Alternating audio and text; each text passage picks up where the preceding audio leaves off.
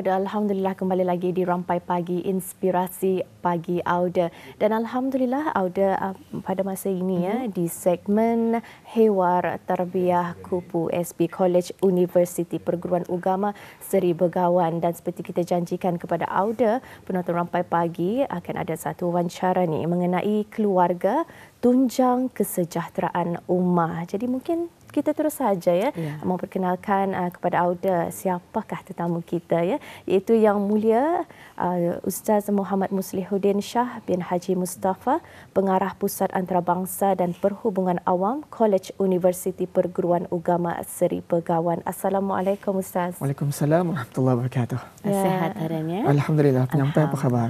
Sehat. Alhamdulillah. Masya-Allah.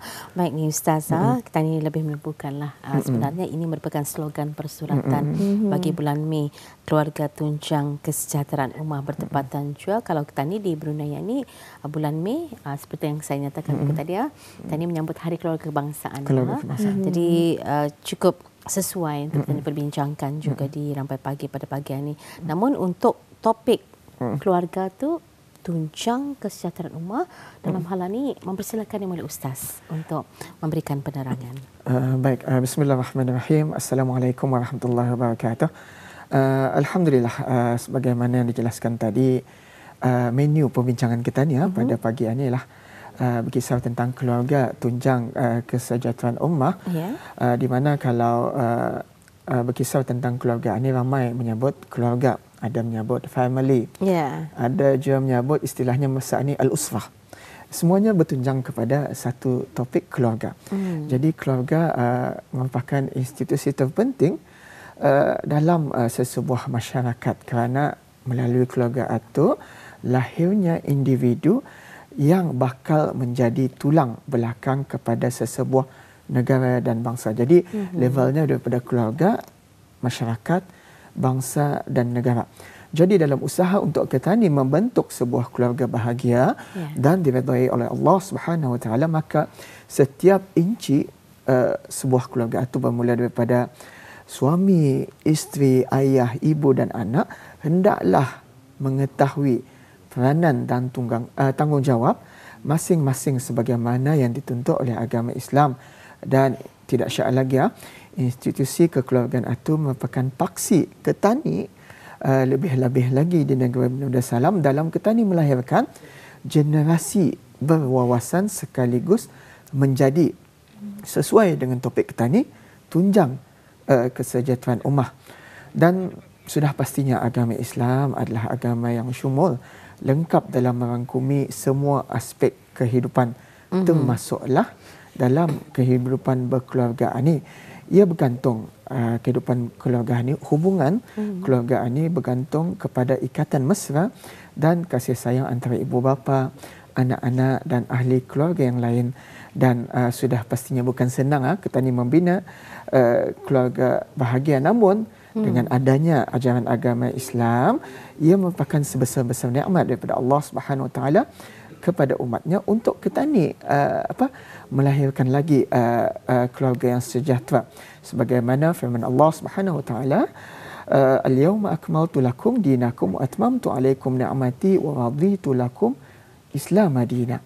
Di mana maksudnya pada hari ini aku telah sempurnakan bagi kamu agama kamu dan aku telah cukupkan nikmatku kepada kamu dan aku telah radakan Islam itu menjadi agama untuk kamu. Jadi itulah berkisar tentang keluarga tunjang kesejahteraan ummah, di mana ia insya-Allah akan membentuk masyarakat, bangsa dan negara yang cemerlang lagi gemilang. Wallahu a'lam bissawab. Alhamdulillah. Dan juga Ustaz ingin juga diketahui dengan lebih lanjut sebenarnya apa asas pembangunan keluarga Islam ini, Ustaz? Baik, alhamdulillah, asas pembangunan keluarga Islam ini di mana agama Islam sangat memberi penekanan dalam pembinaan dan pembangunan sesebuah institusi kekeluargaan. Keluarga sebagaimana yang dijelaskan tadi adalah merupakan agen terpenting bagi sesebuah masyarakat melahirkan, mengasuh, mendidik dan membesarkan generasi yang bakal meneruskan kesinambungan tamadun manusia pada masa akan datang. Jadi kekukuhan dan kerapuhan sesebuah institusi kekeluargaan itu membagi impak. Membagi impak yang besar dalam membentuk hala tuju suatu bangsa. Dalam hal ini sudah setentunya perkara yang menjadi asasnya ada dua. Ada dua, iaitu akidah dan akhlak maupun kehidupan Rasulullah sallallahu alaihi wasallam. Kalau kita ni melihat akidah dan akhlaknya bagi mencapai keharmonian dan kemantapan sesebuah institusi kekeluargaan itu, ia hendaklah berlandaskan ajaran Al-Quran dan As-Sunnah. Sunnah Rasulullah sallallahu alaihi wasallam. Jadi ibu bapa hendaklah bertanggungjawab memastikan akidah dan akhlak ahli keluarga itu indahkan bercanggah dengan agama Islam. Ibu bapa hendaklah menjadi contoh teladan yang baik kepada anak-anak mereka dengan memberikan tarbiyah, bimbingan dan nasihat kepada anak-anak mereka sejak kecil lagi berlandaskan agama Islam. Supaya apa? Supaya iman dan akidah mereka terus teguh dan mantap serta tidak akan diganggu oleh ataupun digugat oleh sebarang anasir kemungkaran dan kezaliman. Jadi betapa pentingnya akidah. First, yang pertama akidah. Dan kemudian kita ni lupakan juga elemen akhlak, di mana elemen akhlak ini merupakan awal aset terpenting dalam agama Islam. Ada yang mengungkapkan ada ilmu tanpa akhlak indah sesuai juga. Jadi mestilah iman dan akhlak itu seiring, di mana malah perutusan Rasulullah sallallahu alaihi wasallam juga antara lain bertujuan menyempurnakan akhlak mulia manusia. Oleh itu, institusi kekeluargaan hendaklah dibina, dipenuhi dengan didikan, bimbingan dan asuhan pendidikan akhlak yang tersusun rapi untuk melahirkan generasi rabbani. Jadi akidah dan akhlak, dan kemudian kehidupan Rasulullah sallallahu alaihi wasallam juga merupakan asas dalam kita ni membina keluarga Islam. Di mana Rasulullah sallallahu alaihi wasallam adalah contoh teladan, role model kepada umat manusia. Selain menjadi seorang rasul, nabi dan ketua negara, baginda juga telah menunjukkan pribadi yang baik terhadap keluarganya sebagai seorang suami, ayah dan sekaligus sebagai ketua keluarga. Rasulullah sallallahu alaihi wasallam bersabda dalam sebuah hadis, an Aisyah qalat qala Rasulullah sallallahu alaihi wasallam, khairukum li ahlihi wa ana khairukum li ahli.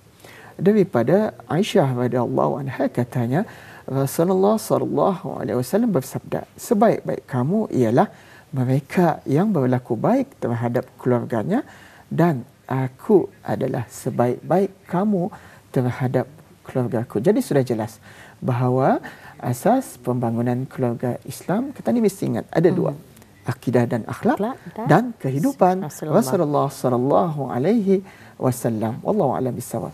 Jadi sangat jelas sebenarnya Ustazah kalau kita ni memahami dan mendengarkan setiap satu huraian yang mulia Ustaz sebentar tadi, asas pembentukan keluarga, apa yang kita ni katakan selalu tu sakinah, mawaddah, warahmah tu perlu ada akidahnya terpelihara, akhlaknya terjaga, dan kita mencontohkan sirah kehidupan Rasulullah sallallahu alaihi wasallam. Alhamdulillah.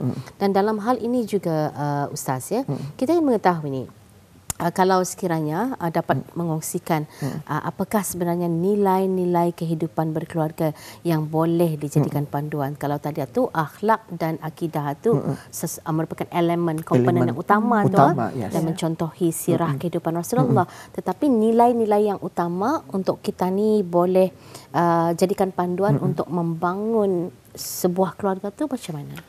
Baik, tadi sudah kita ni ungkapkan tentang akidah dan akhlak dan kehidupan ataupun sirah Rasulullah sallallahu alaihi wasallam. Ini kita ni kecilkan lagi, khaskan lagi.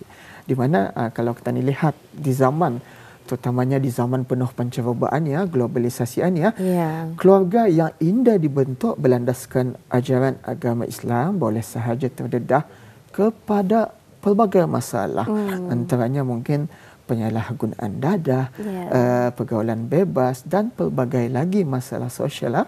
Dan oleh yang demikian adalah menjadi our tanggungjawab, responsibility untuk kita ni semua ni bersatu padu sedaya upaya untuk kita ni membentuk sesebuah keluarga yang bahagia dan harmoni dengan berpandukan ajaran-ajaran agama Islam amnya.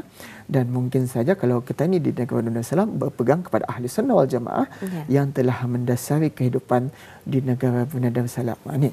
Jadi berbalik kepada soalan tadi juga, antara nilai-nilai kehidupan berkeluarga yang boleh kita ni jadikan panduan ialah antaranya ialah pertamanya belajar. Kita ni belajar dan kita ni ajarkan ilmu pengetahuan itu. Imam Syafi'i rahimahullah telah berkata, tuntutlah ilmu sebanyak mungkin kerana ia akan menjagamu dan membuatmu cemerlang di dunia dan di akhirat. Di samping ianya menjadi amalan kepada para nabi, rasul dan orang-orang yang soleh. Sehubungan dengan itu elemen pendidikan ataupun meningkatkan ilmu pengetahuan itu perlu dan wajib ada dalam institusi kekeluargaan.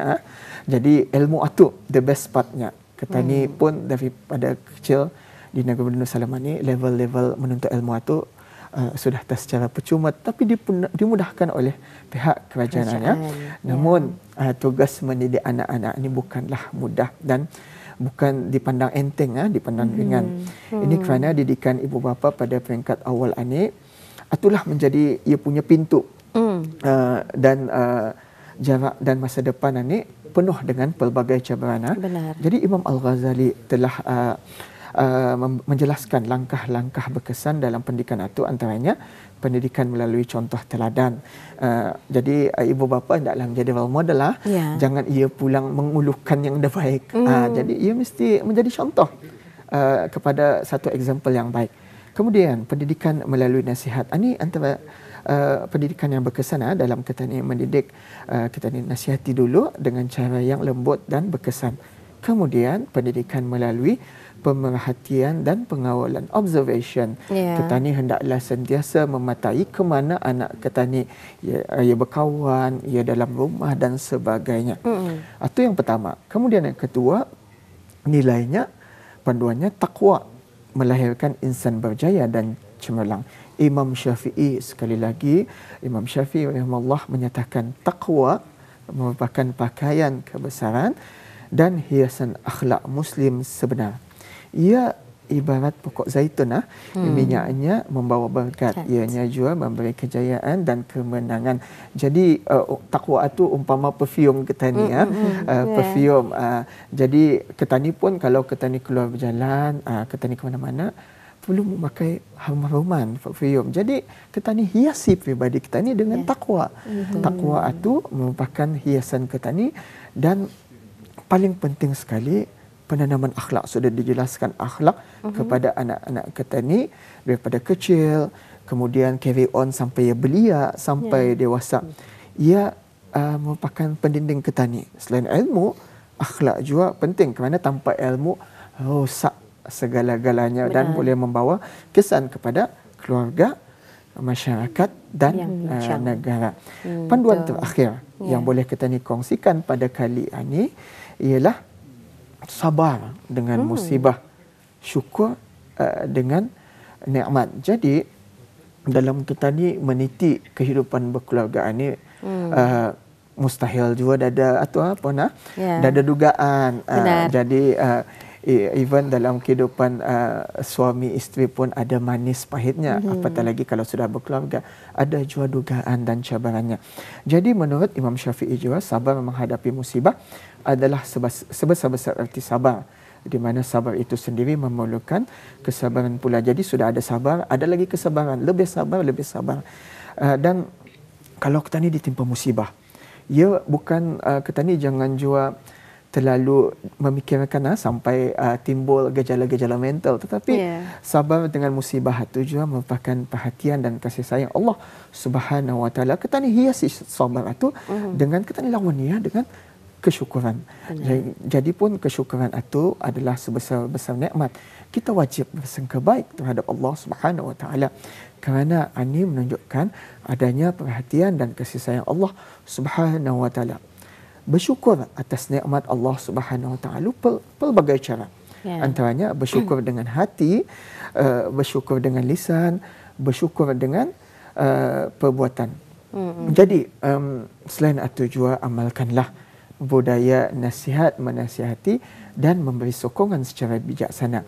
Kalau kita ni, anak-anak kita ni melakukan kesalahan, bimbinglah ia dengan penuh bijaksana dan kesabaran. Wallahu alam bissawab. Bersyukur dengan hati, bersyukur dengan lisan dan bersyukur dengan perbuatan. Kadang-kadang apabila kita ni menghadapi sesuatu ujian, kita ni rasa ujian itu paling berat Kalau kita ni merasa paling berat, itu berat tu. Yang perlunya kita ni memikirkan ada lagi ujian orang lain yang lebih berat daripada kita ni. Tapi kedewasaan seseorang itu pun, Ustaz, saya percaya ia seiring dengan usianya juga. Kalau umpamanya anak-anak kita ni lah merasa diorang tu bermasalah, kadang-kadang diorang indah dapat menangani rasa dan cuba bertindak balas yang mungkin indah sepatutnya. Kita ni yang lebih dewasa ni perlu membimbing dan merangkul mereka. Atau kepentingan kita ni memerlukan antara satu dengan lain di dalam sesebuah institusi keluarga tu ni. Ya, betul sekali. Dan juga pada akhirnya ni Ustaz, boleh Ustaz simpulkan mengenai tajuk kita pada hari ini. Baik, sebagai kesimpulannya, keluarga merupakan satu masyarakat kecil yang menjadi asas dan tapak pertama dalam pembentukan dan perkembangan masyarakat dan negara. Jadi kemantapan atau keruntuhan sesebuah keluarga itu akan memberi kesan kepada kemantapan masyarakat dan negara. Keluarga juga adalah institusi terpenting yang bertanggungjawab melahirkan, mengasuh, mendidik dan membesarkan generasi yang bakal meneruskan kesinambungan tamadun manusia dari masa ke semasa. Jadi kepentingan pembinaan institusi kekeluargaan berlandaskan kefahaman ahli sunnah wal jamaah hendaklah mula kita ni titik beratkan dan beri keutamaan. Indah syak lagi institusi kekeluargaan memainkan peranan penting untuk menentukan pembangunan ummah. Kemantapan institusi ini akan melahirkan generasi berwawasan yang boleh memberi impak positif kepada kemajuan dan kestabilan sesebuah masyarakat, bangsa dan negara. Sebaliknya, keluarga yang bermasalah akan mendatangkan kesan negatif ke atas keharmonian keluarga dan anak-anak. Pengabaian tanggungjawab keluarga akan mendedahkan anak-anak kepada gejala sosial yang mengaibkan sekaligus boleh memberi kesan yang mendukacitakan kepada kestabilan bangsa, negara maupun ummah. Itu yang kita ni mahu. Jadi sudah jelas keluarga tunjang kesejahteraan ummah dan indah syak lagi tanpa adanya institusi kekeluargaan yang harmoni, pembentukan sesebuah negara itu indahkan sempurna. Jadi sudah jelas betapa pentingnya institusi kekeluargaan itu dalam kita ni membentuk generasi berwawasan lebih-lebih lagi dalam suasana awal bulan Mei ini kita ni masih menyambut ataupun sedang menyambut Hari Keluarga Kebangsaan. Jadi whole nation operation ni penting dan mungkin indah terlambat kepada kita ni untuk kita ni sama-sama lepas ini pun dalam suasana Jumaat dan hujung minggu ini sama-samalah kita ni merayakan bersama keluarga kita ni yang tersayang.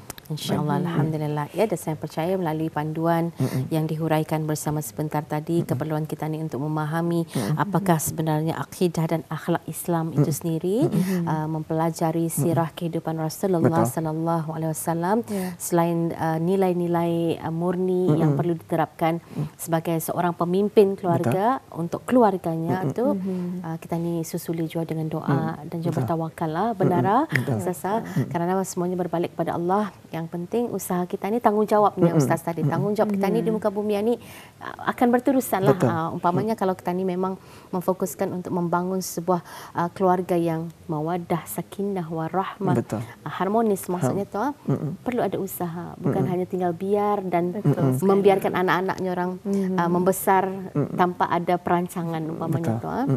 Apapun, terima kasih kami ucapkan kepada Yang Mulia Ustaz bersama kami dalam segmen Hiwar Tarbiyah. Banyak ilmu ilmu kita ni perolehi Afifah. Betul. Okay, ya. Sama-sama mengasah parenting skill Betul. kepada diri sendiri. InsyaAllah jumpa lagi Ustaz. Jumpa lagi. Assalamualaikum. Waalaikumsalam. Selamat menyambut Hari Keluarga Kebangsaan. Selamat menyambut Hari Keluarga kembali.